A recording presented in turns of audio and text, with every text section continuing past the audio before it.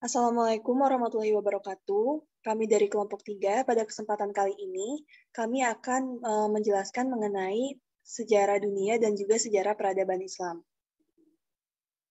Boleh di next.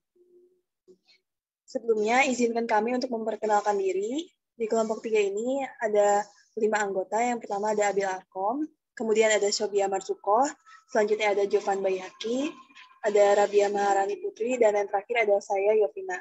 Boleh di next. Baik, yang pertama kita akan menjelaskan mengenai sejarah dunia atau world history. Nah, berikut ini kita tampilkan timeline-nya secara garis besarnya. Jadi, pada tahun 600 sebelum Masehi dan sebelumnya merupakan awal dari sejarah dunia, di mana di sini terjadi asal-usul manusia dari mulai zaman batu, kemudian zaman prasejarah di mana belum ada tulisan, selanjutnya ada zaman logam, kemudian zaman sejarah di mana sudah ada peradaban kebudayaan dan tulisan. Selanjutnya 600 sebelum Masehi sampai 600 Masehi. Nah, di sini merupakan second wave civilizations, di mana merupakan nama lainnya yaitu peradaban gelombang kedua. Nah, pada zaman ini terdapat Persia kuno, Yunani klasik, terus ada juga kebangkitan Roma dan kekristenan awal.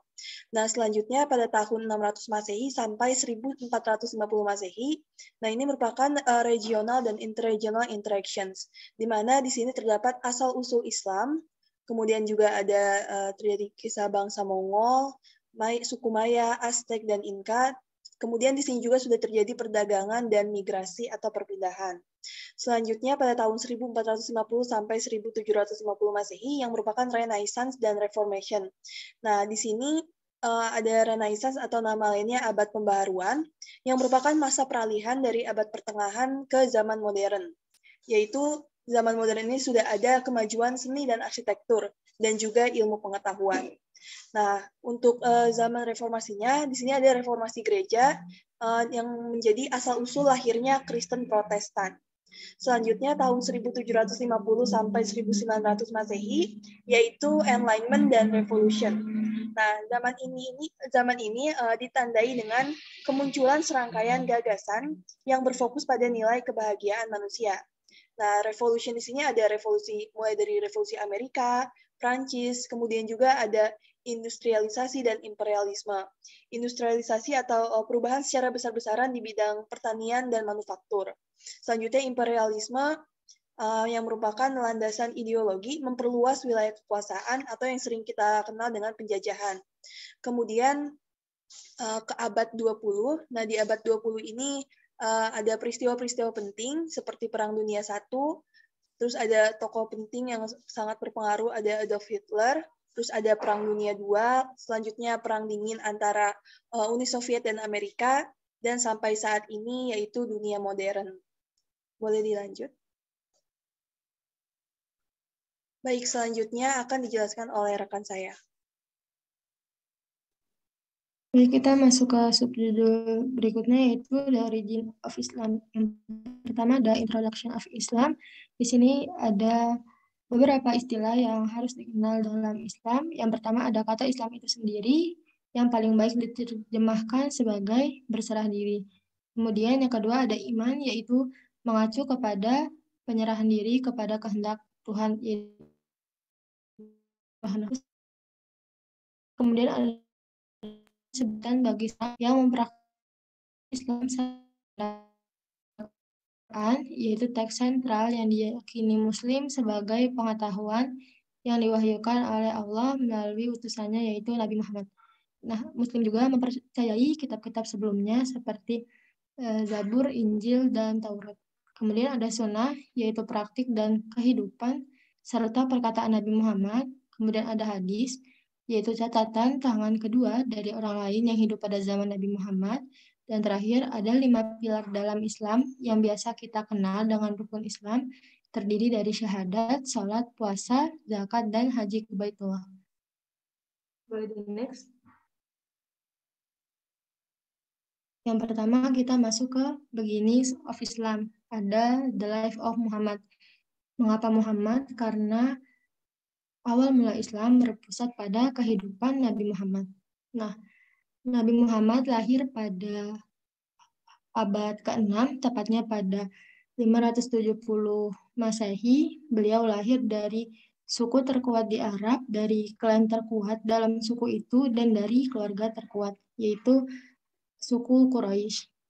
Nah, meskipun beliau dari suku, klan, dan keluarga terkuat, beliau memiliki kehidupan yang cukup sulit, yaitu dengan ditinggal ayahnya sebelum persis 2 bulan sebelum beliau dilahirkan, kemudian ditinggal ibunya ketika beliau umur 6 tahun, dan ditinggal wafat juga oleh kakeknya ketika beliau berumur 8 tahun. Nah, sejak kakeknya wafat, hak asuh beliau jatuh kepada pamannya, yaitu Abu Thalib. Beliau berdagang bersama pamannya dan mendapatkan reputasi baik, yaitu dengan mendapat gelar Al-Amin yang artinya terpercaya. Nah, ketika beliau berusia 25 tahun, beliau menikah dengan perempuan terkaya, salah satu perempuan terkaya di kota Mekah, yaitu Khadijah. Khadijah tertarik dengan kepribadian Rasulullah yang sangat baik.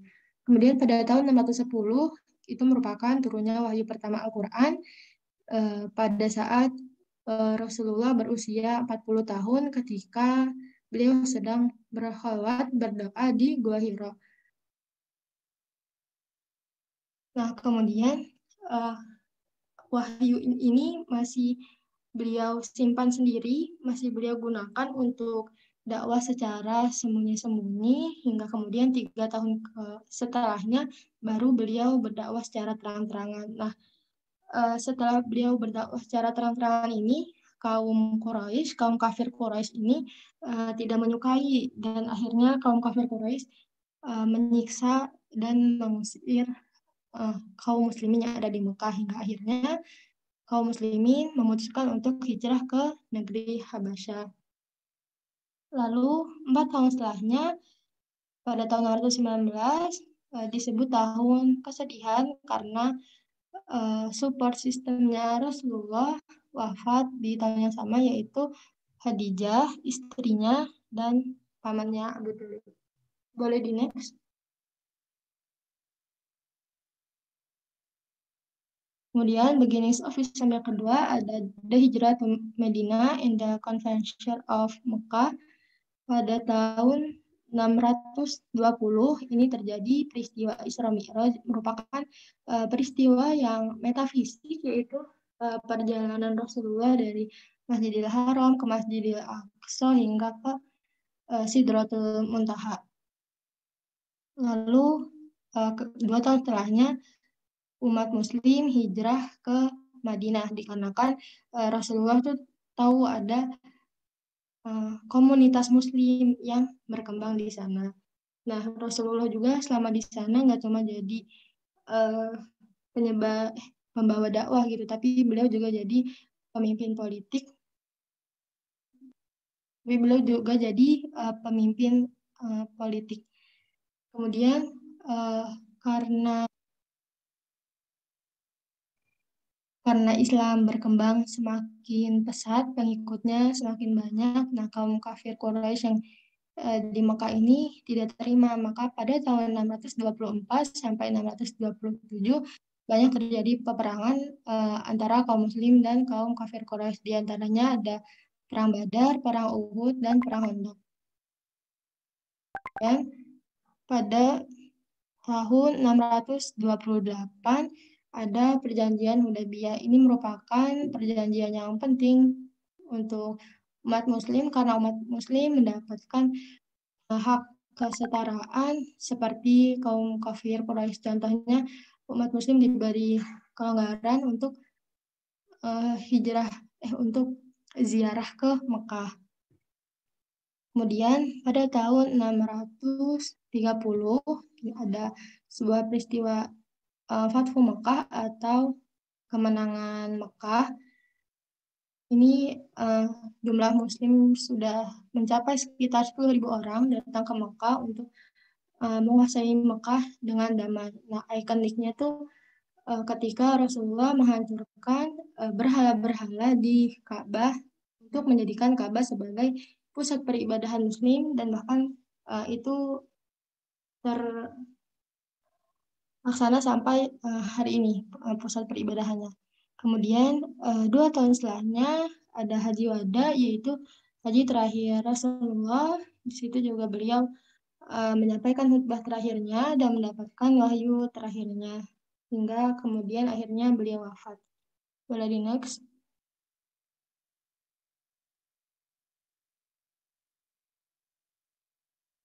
Ada pandangan tokoh Thomas Carlyle terhadap Nabi Muhammad SAW dan penyebaran Islam.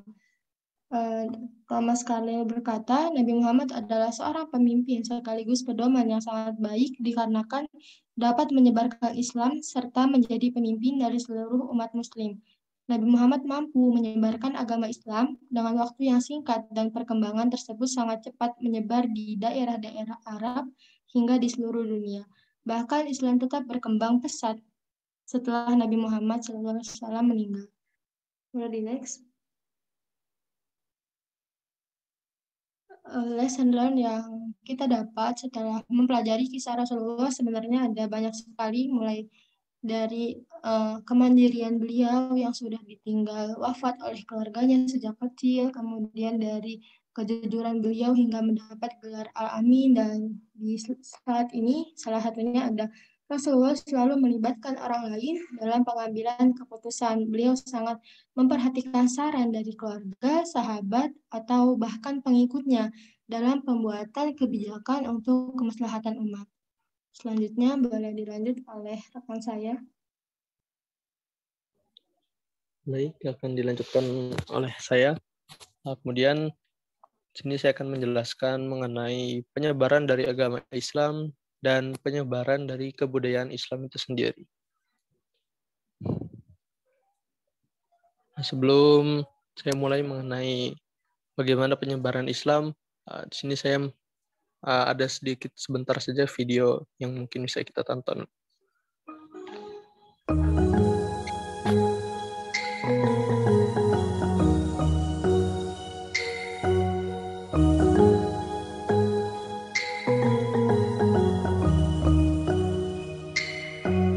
Adakah kau lupa kita pernah berjaya? Adakah kau lupa kita pernah berkuasa,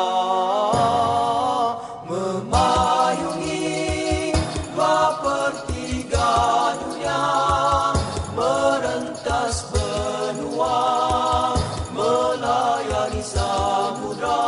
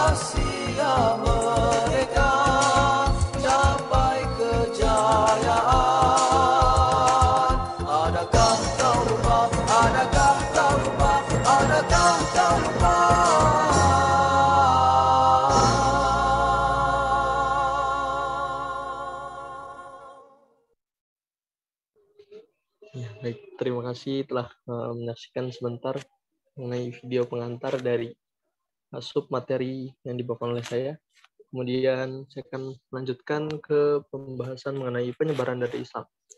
Nah, mungkin seperti yang sudah kita tonton sebelumnya, adakah kita ini tahu bahwa Islam pernah berkuasa dari benua Eropa hingga ke negeri Cina?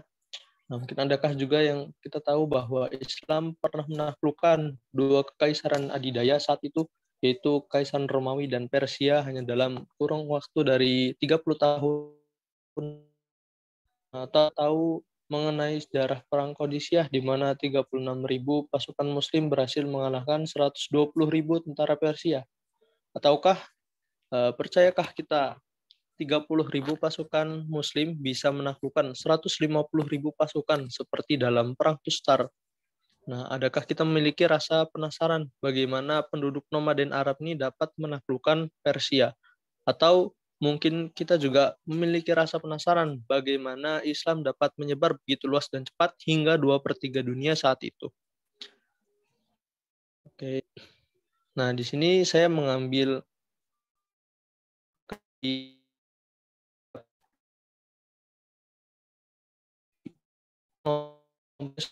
mengenai alasan kenapa Islam dapat menyebar sangat cepat.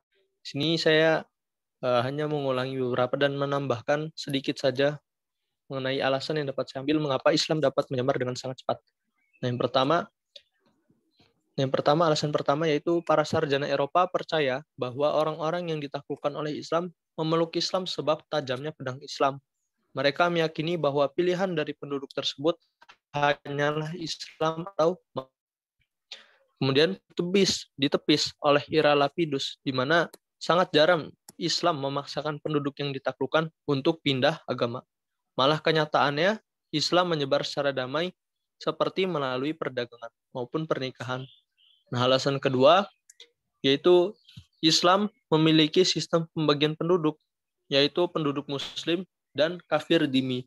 Dhimmi di sini merupakan penduduk yang diberikan kebebasan dalam memeluk agamanya dan dijamin oleh pemerintah Muslim propertinya sama seperti penduduk Muslim, namun tidak dengan hak politiknya dengan membayar pajak. Nah, lalu bagaimana dengan penyebaran dari kebudayaan Islam? Nah, mengikuti penyebaran Islam ke berbagai belahan dunia, akulturasi budaya menjadi hal yang unik dan menarik. Sebagaimana pernyataan yang dikeluarkan oleh Ira sebelumnya, Islam tidak menyebar melalui peperangan saja, akan tetapi perdagangan juga menjadi media penyebaran Islam ke belahan dunia lain. Seperti Masjid Charaman Juma di Kerala, India, yang dibangun pada tahun 629, tahun-tahun di mana Rasulullah SAW masih hidup dan merupakan jauh dari Mekah, tempat asli Islam berpusat. Jadi ini begitu menarik untuk diperhatikan bagaimana Islam menyebar begitu cepat hingga sampai di sana. Terlihat jelas bagaimana arsitekturnya sangat khas, bergaya India, menyatu dengan fungsi bangunannya sebagai tempat ibadah Muslim.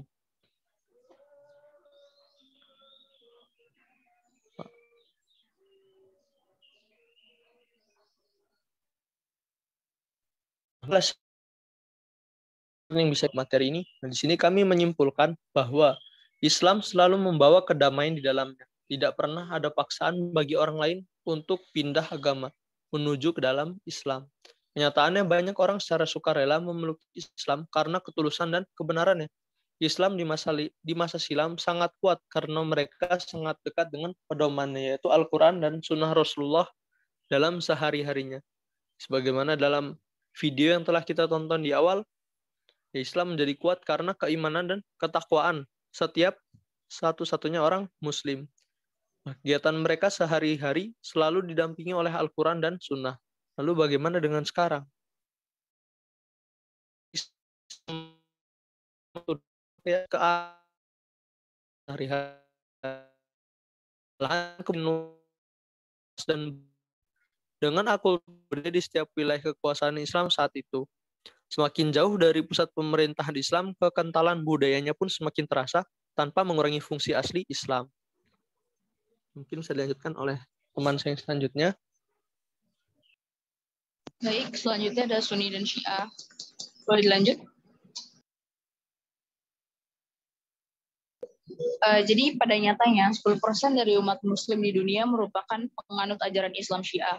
Mereka banyak tinggal di Iran, Azerbaijan, Bahrain, Lebanon, dan Irak.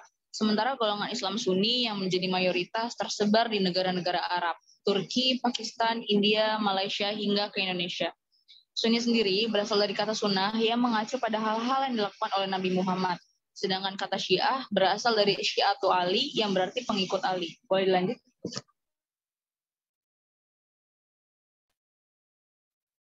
Nabi Muhammad itu menikah dengan Khadijah. Fatimah merupakan salah satu putri dari Nabi Muhammad dan Khadijah yang kemudian menikah dengan Ali. Ali sendiri itu merupakan sepupu Nabi yang ditumbuh di rumah yang sama dengan Nabi dan Abu Thalib. Ia juga menantu dari Nabi serta salah satu pengikut awal Nabi Muhammad. Fatimah dan Ali mempunyai beberapa anak, salah satunya itu Hasan dan Hussein. Kemudian Rasul menikah dengan Aisyah setelah Khadijah wafat. Mendekati akhir 632, dalam perjalanan kembali ke Madinah di tempat Goidirhum, Nabi memberikan khutbah singkat. Dalam khutbahnya, Nabi berkata, dari siapapun aku pernah menjadi maula, Ali di sini akan menjadi maulanya. Di mana kata maula itu berarti pelindung, atau bisa juga diartikan sebagai wali atau orang terdekat. Selanjutnya, Sunni dan Syiah memiliki pendapat yang berbeda. Peristiwa Khaidirkum merupakan hari yang sangat penting atau hari raya bagi para pengikut Syiah. Ketika Rasulullah wafat, yang menjadi khalifah selanjutnya ialah Abu Bakar, Umar, Utsman, dan yang terakhir Ali.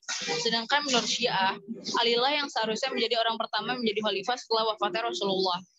Selanjutnya ada perang saudara pertama atau yang dikenal dengan Battle of Camel atau perang unta. Terjadi di Basra pada tahun 656 Masehi. Yaitu ada pertempuran yang kedua, yaitu namanya pertempuran Siffin pada tahun 657 Masehi, dan pada akhirnya para pengikut Ali sendirilah yang membunuh Ali dengan anggapan ketidakmampuan Ali untuk memimpin para pengikutnya dengan baik. Boleh dilanjut? Selanjutnya akan dijelaskan oleh teman saya. Baik, akan saya lanjutkan. Di sini ada the Golden Age of Islam atau masa kejayaan Islam. Abu al-Abbas bersama dengan pengikutnya melakukan perang besar mengalahkan para pasukan Bani Umayyah dan membentuk dinasti Abbasiyah sebagai gantinya. Baghdad menjadi ibu kota kekaisaran menggantikan Damaskus. Baghdad menarik banyak ilmuwan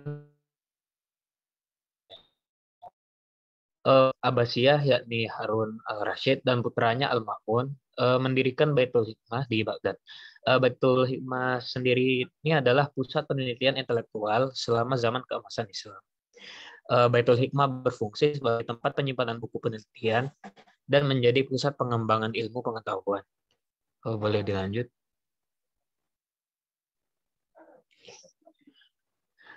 Selama zaman keemasan Islam, ilmu di Arab yang menghasilkan penemuan-penemuan penting selama dinasti Abbasiyah. Contohnya seperti perhitungan aljabar. Kemudian ada ilmuwan Ibnu Sina atau Avicenna. Beliau merupakan bapak kedokteran dunia yang menemukan banyak konsep penyembuhan penyakit serta penulis kitab.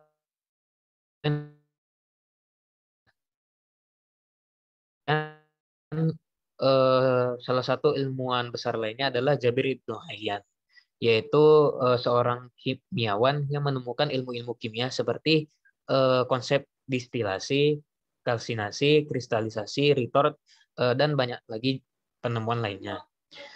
Juga masih banyak ilmuwan yang memiliki penemuan-penemuan penting yang masih digunakan hingga sekarang.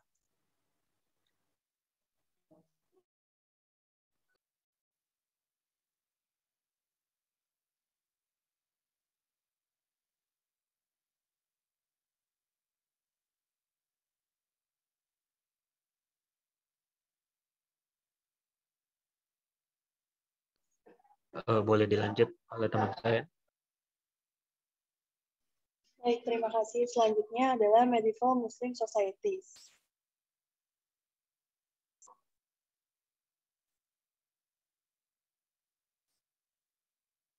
Nah, jadi pada abad pertengahan Islam ini terdapat hierarki yang kompleks, di mana masyarakat mayoritas Muslim dan masyarakat yang diperintah Muslim mengalami transformasi besar-besaran selama periode abad pertengahan ini. Mereka berubah dari bersatu di bawah kekhalifahan terpusat yang didominasi Arab seperti Bani Umayyah dan Abbasiyah untuk diperintah oleh kekuatan regional yang lebih kecil dan terdesentralisasi. Banyak dari kekuatan regional ini adalah non-Arab dan memiliki tradisi agama yang berbeda. Akibatnya, masyarakat Muslim menampilkan jenis organisasi sosial yang sangat berbeda. Boleh lanjut? Selanjutnya, tadi ada perbedaan, sudah disebut juga sebelumnya, terdapat perbedaan agama antara non-Muslim dan Muslim ini, yang mengikuti tradisi berbeda, terus juga memiliki pengalaman yang berbeda. Dan ada banyak perdebatan ilmiah tentang apakah non-Muslim dianiaya atau diperlakukan dengan relatif baik dalam masyarakat Muslim. Nah, secara umum, non-Muslim mampu menjalankan agama mereka dan menggunakan beberapa tingkat otonomi dalam mengatur urusan internal dan aktivitas komersial mereka sendiri. Sebagai kelas yang dilindungi atau disebut dengan dhimmi, mereka diberi kebebasan ini asalkan mereka membayar pajak khusus yang disebut sebagai jizyah dan menerima aturan Muslim. Boleh lanjut? Selanjutnya, perbedaan etnis. Nah, Islam dimulai di semenanjung Arab dan kerajaan Islam pertama dan memiliki karakter khas Arab. Kekhalifahan Umayyah secara khusus memberikan preferensi kepada orang Arab dengan menggunakan bahasa Arab sebagai administrasinya. Nah, Muslim non-Arab yang disebut sebagai mawali, bahasa Arab untuk klien ini, diberikan status yang lebih rendah dan membayar pajak yang lebih tinggi, meskipun mereka sering memainkan peran utama yang penting.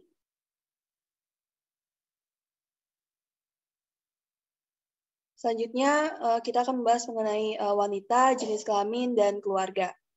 Kehidupan perempuan dipengaruhi oleh agama, tetapi mereka juga dipengaruhi oleh status sosial ekonomi dan lingkungan politik di sekitar mereka. Praktik berjilbab, khalwat, dan poligami atau menikahi lebih dari satu istri lebih banyak terjadi di lingkungan elit. Nah, masyarakat Islam abad pertengahan lebih patriarki daripada masyarakat Islam awal, di mana pada abad ini sering ditemukan kasus kekerasan rumah tangga. Lanjut. Selanjutnya mengenai organisasi politik dan ekonomi.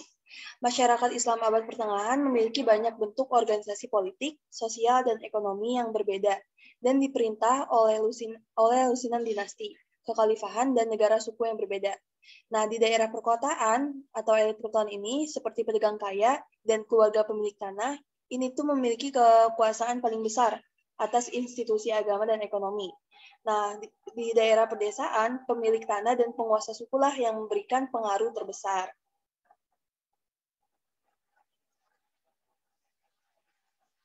Nah, apa yang bisa kita dapat dari abad pertengahan Islam ini, pelajaran yang kita dapat adalah orang-orang yang hidup dalam masyarakat Muslim abad pertengahan memiliki tingkat kekuasaan yang berbeda. Nah, ini tuh tergantung pada keyakinan agama, etnis, jenis kelamin, dan status sosial ekonomi mereka.